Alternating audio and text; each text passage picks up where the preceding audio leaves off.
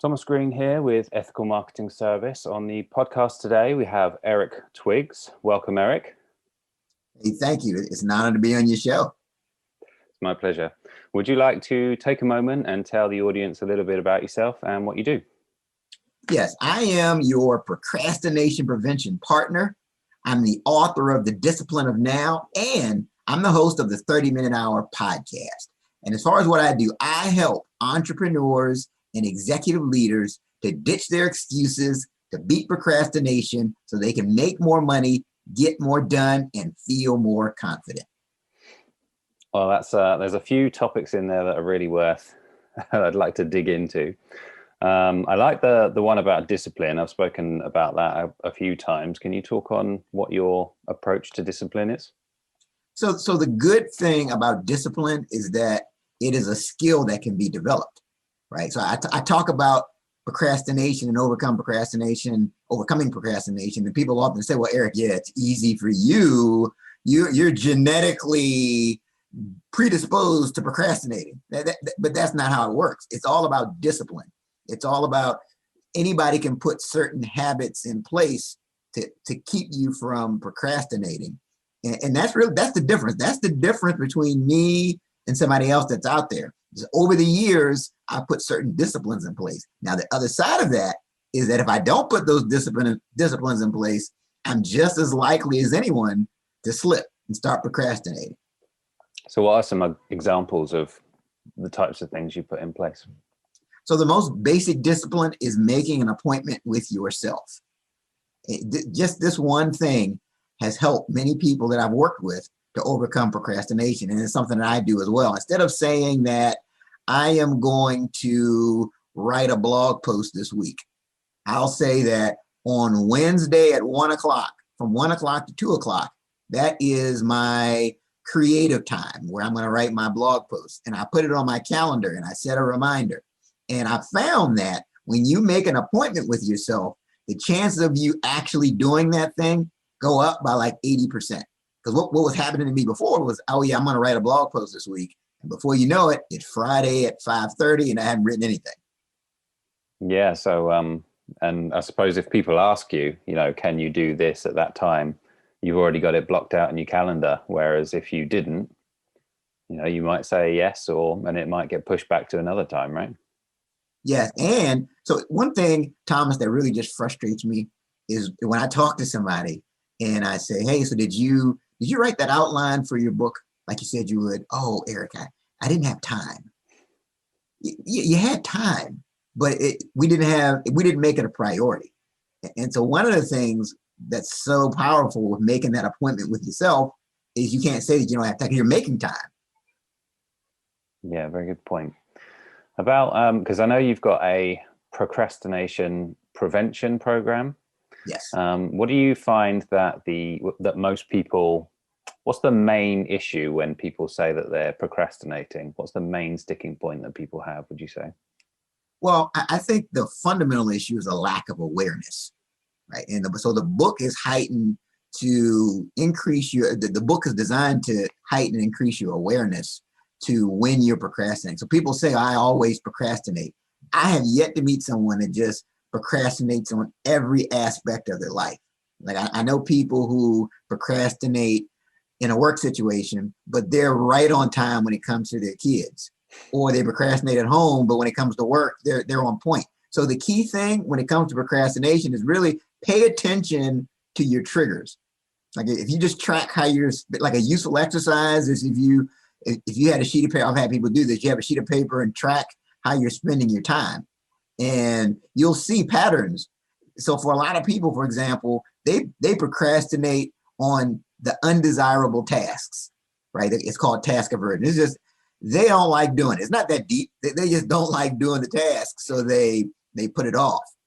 And some people procrastinate when it's something that could move them forward in their career. It's like a fear of success, because what happens is they start listening to the negative voices inside their head. So I think the fundamental key is really getting aware, and it may require getting a mentor or getting a coach who can give you that outside perspective and see that, you always procrastinate when it comes to this certain thing. It sounds like there could be multiple reasons why someone may not do that. So you alluded to, they may not want to do it in the first place because they're not engaged with it. And if they did do it, they might be more successful, and that voice is telling them that they shouldn't be successful. So it's almost like a compounding thing, sounds like to me. Oh, sure. Interesting. And coming back to what I said about what's the thing that you recommend regarding the appointment that you said, is there another thing that you would recommend regarding procrastination? Yes, I call this the Twiggs top 5. And so what I do at the end of my day, I have a 3x5 card. I think I have one right here. We can see it. But I've got a 3x5 card, and I write my 5 most critical priorities for the following day. The 5 things I have to, I don't care what happens, I need to get these 5 things done the following day. Now, for me, it's important to write and not put it in my phone, because I think when you write something, it creates a stronger link to your brain and it gets it out of your head. And so, and the 5 things are aligned with what I ultimately want to accomplish. So I know I'm moving in the right direction. And what I find is that the things that I write down during that day, it's like I feel compelled to do it. It's like literally I'm walking around, I feel urged to do I got to write this blog post. I got it written down. I got to do it. You just feel urged and compelled. And you will find that you procrastinate, your procrastination will go way down if you're writing down the 5 things you need to do for the following day. And what business stuff have you got on your card for today? It's interesting.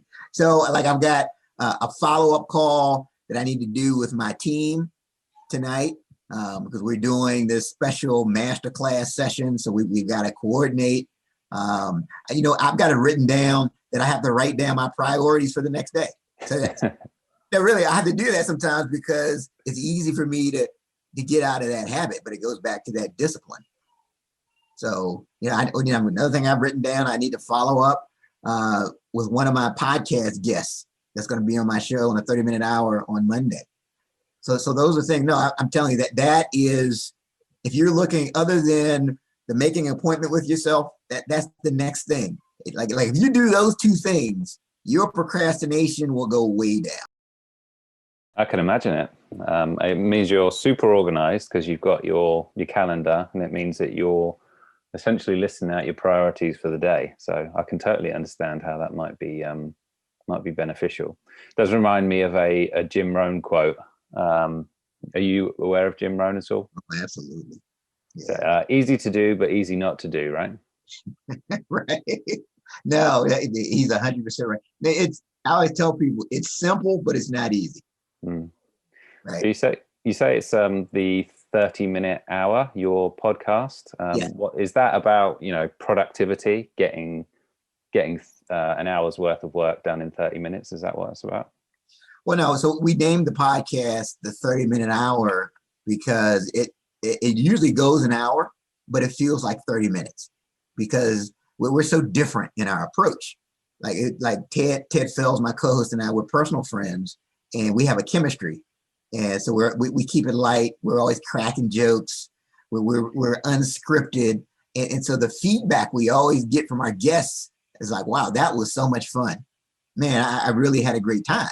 So it's a personal development podcast.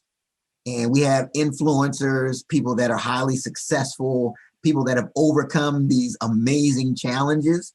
And they talk to us and our audience about what they did. It's important to us. Yeah, we want to have fun, but we want to leave people with nuggets that they can actually go back and implement. So they can say, I watched the 30-minute hour, I listened to the 30-minute hour, and as a result, I did the Twiggs top 5, or I did what have you. That's good. Sounds like a good listen. Do you enjoy it? Enjoy your podcasting? I do. I always I'm surprised at how much I enjoy it. Because the funny thing is, like, for years, people were suggesting that I start a podcast. Oh, Eric, you'd be great. Man, I'm telling you, that's the way to. And I'm like, and I would always say, I just don't need something else to do. I'm too busy. I don't need one more thing to keep up with. But like knowing what I know now, I would have done it years ago. No, I would recommend, so anybody ever wanted my opinion on whether or not they should start a podcast, I would say absolutely. Well, there's a lot more people doing it now, right? Yes. Yeah. Now that we're in this virtual world, the podcasters are everywhere. And you mentioned, people coming on your podcast, influencers and whatnot. Have you got mentors that you have learned a lot of your stuff from? Who are your mentors? Yeah. So one of my main mentors is Dr. Willie Jolly. He wrote the foreword to my book, but and it's not like every now and then he would give me this tip, and I would take it and surprisingly it would work. Right. He would give me this tip, but a lot of times it's just watching his example, his hustle, and like the thing that stands out to me with him is that he's one of the top speakers in the world. He's on stage with Les Brown, but you would never, the way he works, you would think that he was still trying to make it. I mean, the way he hustled, the way he's following up, he's just still acting like somebody's going to take it all away from him. And I watch that because I think that's how you have to be. I think that, if you want to sustain success, you have to maintain hunger. You got to be hungry. Absolutely. I just had to say it because you mentioned Les Brown. Right. That's one of the things he says all the time, but I found that to be true. And would you call yourself a motivational speaker? I think I'm more of an inspirational speaker. Yeah, Okay. I think motivation is more short term, right? You hear something, you feel motivation in that moment, but the emotion passes. But I think if you're inspired, that's going to last longer, and you're more likely to do something that you feel inspired to do. So I think I'm more of an inspirational speaker. And what do your days look like now with COVID? How's that changed things for you? I'm on Zoom a whole lot. Sometimes I'm just like I'm just zoomed out, like So I'm in other personal groups. Like I have, my college fraternity. We have a graduate chapter. This thing with the church, and they have Zoom meetings sometimes. And sometimes I just don't go because I'm just zoomed out. I've done all these meetings. I'm doing interviews. I'm interviewing people. It's like I need to unplug. But no, so I've had to become more familiar with this virtual environment. Okay. And you find it's just as efficient? In some ways, even more so. Yeah, I think you can get your message out to more people, in the virtual environment. And so the funny thing is, we were doing my podcast before the pandemic, and we used to meet at my co-host's office, and we had microphones and all that. We recorded. We didn't do it live. But when the pandemic came, his office closed because we were shut down. We said, hey, what are we going to do? And that's when we started using Facebook Live and Zoom. And it literally, I think it's like quadrupled our audience. Yeah, I've heard it about the concept of writing books. So like you can spend a year or two on a book or something and reach, however many people you sell your book to, or you can put out a YouTube video or a podcast, as you say, and reach, in the same afternoon, you could reach almost just as many. Yeah. I've had people from around the world reach out to me about the podcast. And Ted and I just joked that, when we first started getting this feedback, it was like, wow, somebody from Australia just connected with us. Wow, somebody from England. Oh man. Now it's not even like if I tell Ted, hey, you know what?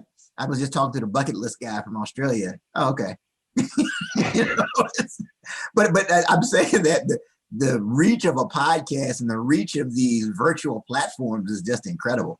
Can you talk to me about the urgency of now?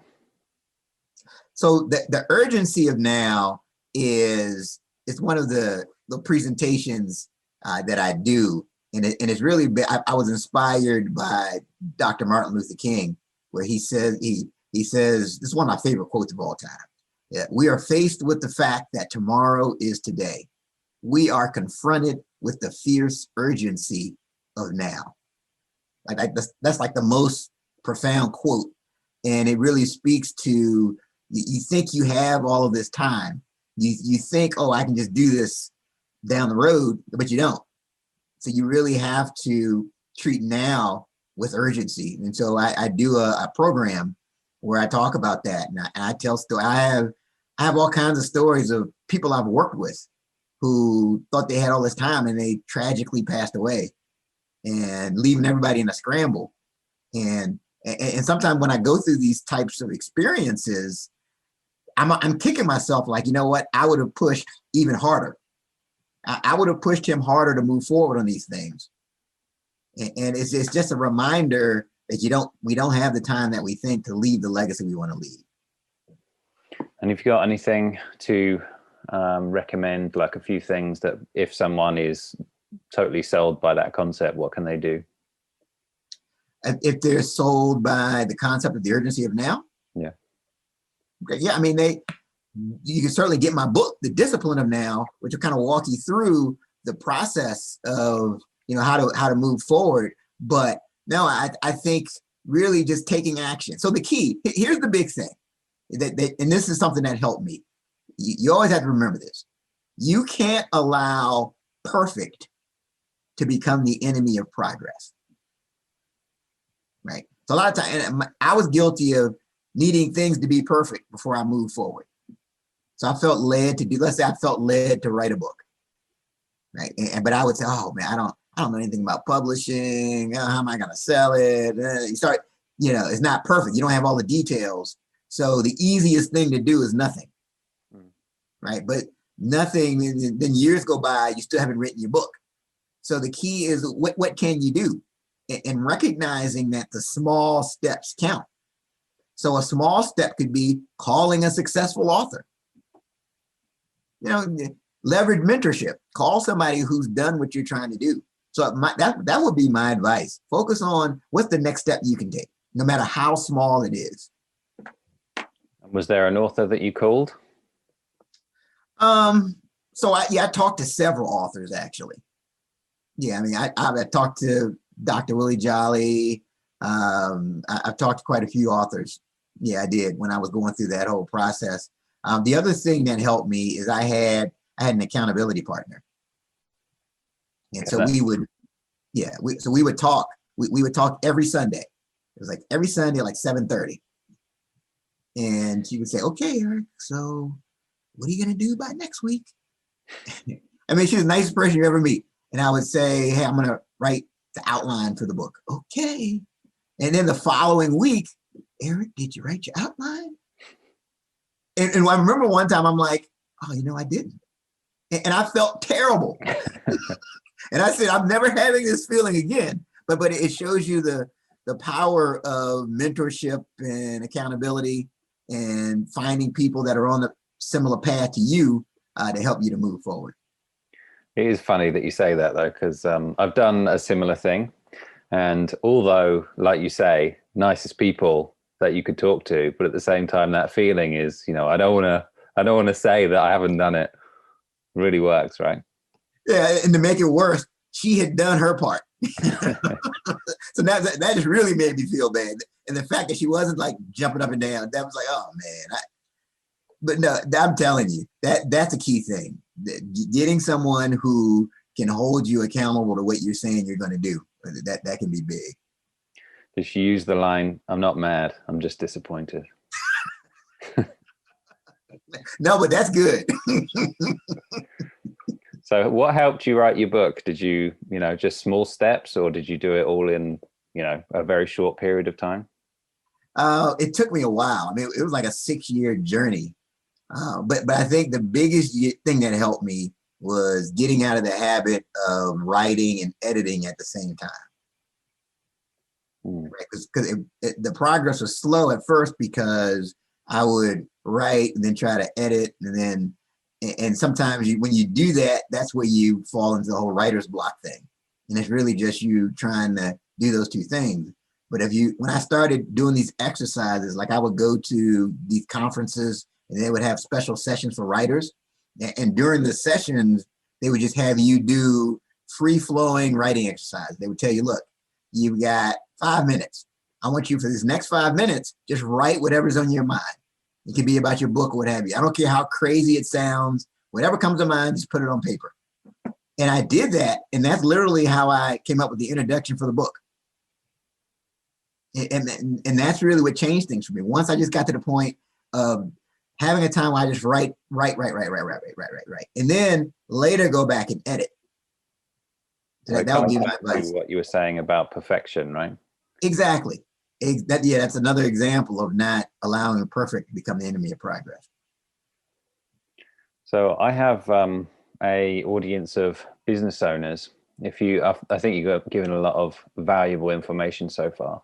But if you were to say one thing to a typical business owner in terms of something to help them, what would you say?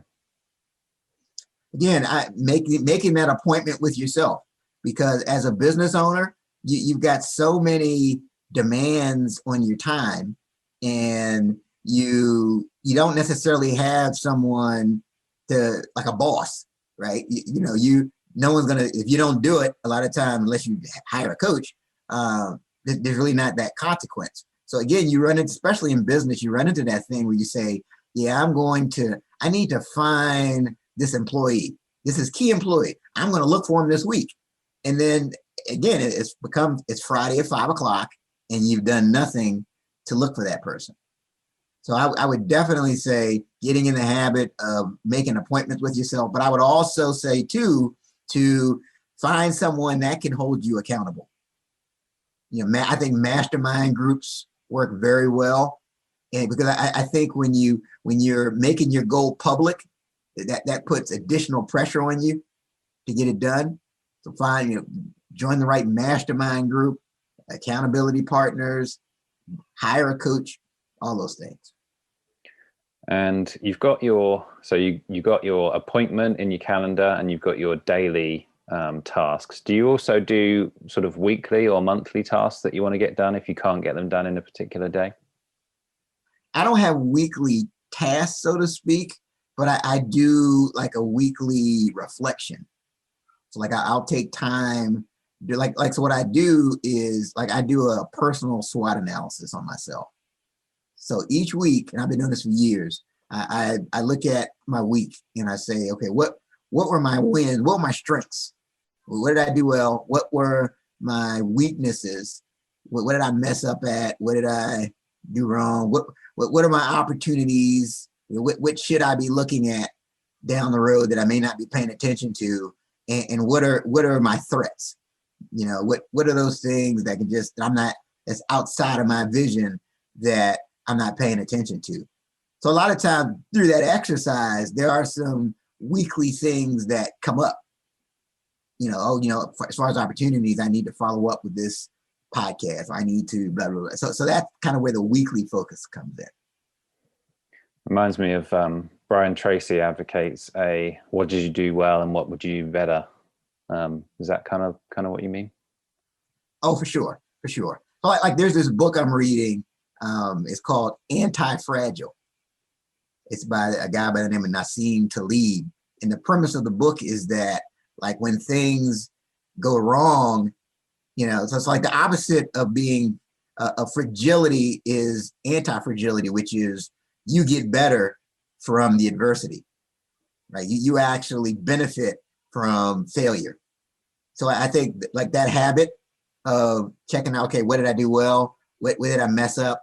When you have that level of focus, you start to become anti-fragile, right? So you start saying, okay, I missed this appointment. So now I'm going to start making an appointment with myself and I'm going to put it on my calendar so that never happens again. Have you run into any of David Goggins' stuff yet? Oh yeah, his videos and. Well, it makes me think what you just said makes me think of callousing the mind. Yes. Yeah.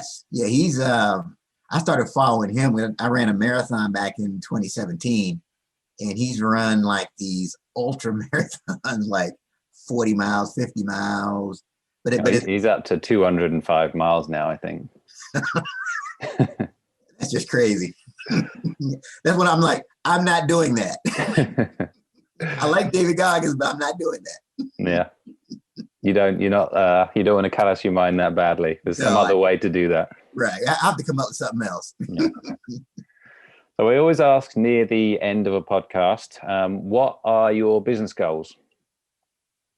My business goal, my ultimate business goal is to help 10 million or more people to move in the direction of their ultimate goal. That's really my ultimate thing. And there's a lot of ways I do that, through the books, through the podcast. I want to reach those 10 million or more people. You know where you're at the moment? Not at 10 million yet. I probably need to figure out a way to get an exact count.